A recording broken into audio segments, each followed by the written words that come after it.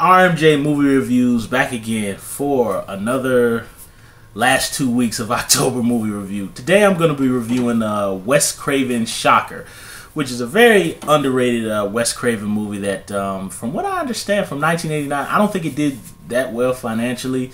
I don't remember because I was only I think in second grade when that movie came out. I was in second or third grade when that film came out. But one thing I will say about Wes Craven's Shocker, I think what Wes Craven was trying to do was he was kind of trying to reinvent a new horror character, at least according to IMDb and little things that I've read, because there's not much information out there about this picture. But, you know, it stars the director, Peter Berg, who's been in Copland and Collateral and a whole bunch of other movies. And he directed, you know, The Fantastic, Lone Survivor, and The Kingdom, and Battleship. I don't know if that's good or not. I hear mixed stuff about that. But, you know, it's a story of the serial killer, Horace Pinker, who jumps in and out of electrical television systems. And Peter Berg is the lone teenager who is out to stop him. And you guys seen the picture. I'm not going to go through the whole synopsis. I tell you, they actually had Shocker on sale for the month of October at Walmart. It was like $5. So I was like, what the hell, I bought it. I hadn't seen the movie since the VHS days.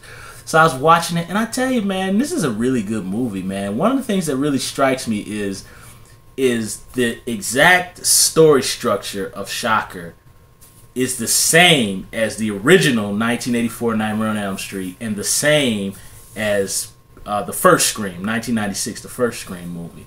Except instead of Heather Langenkamp and Neve Campbell, you have Peter Berg playing the lone high school student.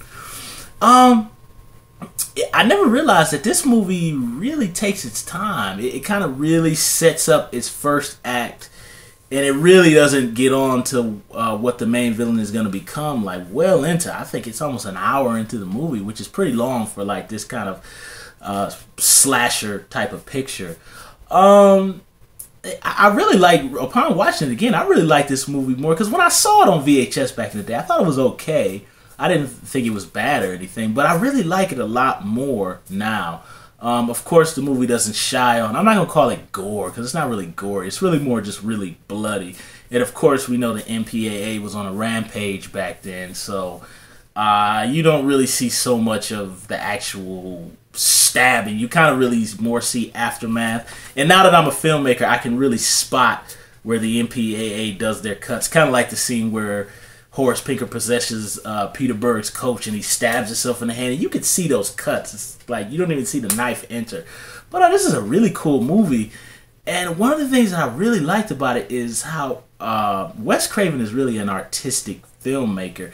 He really kind of does a lot of stuff, and he's really obsessed with dreams because his character, Peter Berg's character, is kind of a little bit clairvoyant. He can kind of see into the future, and that's kind of how he tracks down Horace Pinker and kind of ends up tracking his murderous serial killing rampages.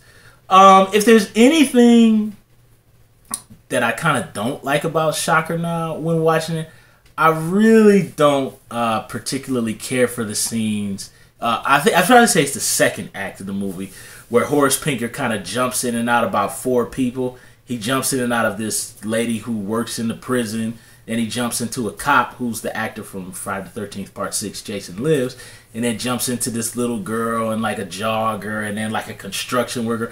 That part of the movie, watching that just feels really stretched and too long. And I really don't like that aspect of the movie, and particularly when he possesses the coach. I don't like those scenes.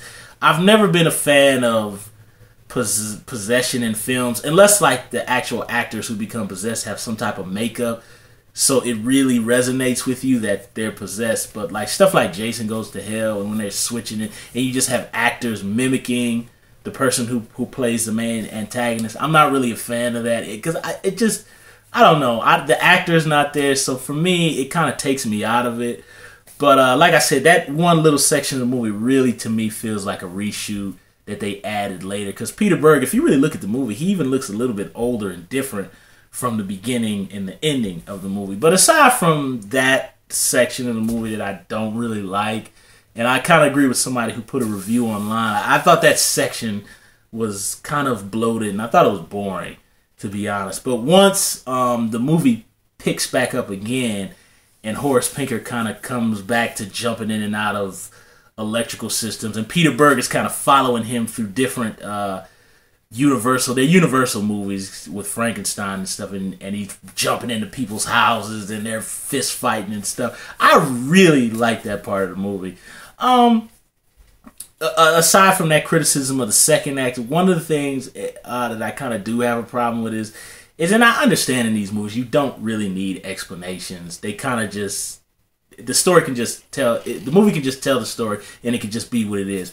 I kind of didn't like that Peter Berg's character was just psychic, and there was no reason for it, and he's like having these dreams of like his dead friends walking around, and like his girlfriend is like, Horace Pinker murdered her because everybody's seen the movie, but she comes back from the grave and she's like some kind of spiritual entity. I kind of didn't particularly care for that part of the storytelling. I kind of wish, because to me, I thought the strongest part of the movie was actually when he wasn't Shocker, when he was just a regular serial killing dude. I thought that very first act of the movie was pretty strong and it was pretty creepy and I enjoyed it.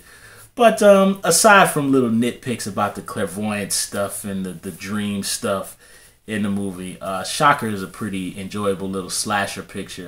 The ending I just really like, with the jumping in and out of the televisions. And one thing that Wes Craven is really good at, he really films action really well. I mean, I know he's more of kind of a creepy horror kind of director, but he really films like fist fights in action scenes very well. You look at Nightmare 1 and even New Nightmare, and some of the stuff like in the Three Screams, he really, and some of the stuff in People Under the Stairs, which I think I might review, he really does action very well. And one of the other things that I loved about watching this movie again was I loved the 1980s heavy metal. I'm sorry guys, rock and roll is not my first choice of music, but I do respect good, rock and roll artists, alternative artists. But I will say the way these songs are used in this movie, it perfectly nails the 80s to a T. This is the kind of horror 80s movie making I like, because when the movie starts out, it starts out just like Nightmare on Elm Street, where like Freddy was creating his glove. This one you see Horace Pinker, just doing his damn job, which is, being a TV repair guy. It isn't until a little bit later on in the movie that you find out he was kind of like Charles Lee Ray from Child's Play, Chucky. He was into like black magic and voodoo. So Wes Craven kind of stole from Child's Play a tad bit on there. That's how he transforms into this electrical entity. But the 80s rock music is just completely perfect. I miss the times where you had the title in a theme song for the movie. I wish they'd kind of get back to that again. But, I'm a filmmaker and I'm an actor and a writer. And eventually I want to own my own movie studio. So hopefully, guys, I'm going to bring that whole 80s aesthetic back to filmmaking and the fun back. So, and another thing, too, is the performances, isn't it? The guy who plays Horace Pinker, very strong. Peter Berg I think he's an underrated actor. He's very, very good in the film. And, of course, the movie doesn't shy on the blood. It's good. And, of course, Siskel and Ebert, I saw a retro review with them. And, of course, they were whining about the gore like they always do. I like Siskel and Ebert, but they were really whiners about that stuff. It's like, quit being such a bitch. Stop whining. But that's my review of Wes Craven's Shocker. You guys give me some feedback, what you think about Shocker. And I think I might do People Under the Stairs next. But I'm either going to choose one Friday the 13th and one Halloween. And then I'll figure out the rest of the horror movies to do before the end of the month. So that's it. RMJ Movie Reviews with my review of Shocker. And I will see you guys later. Peace.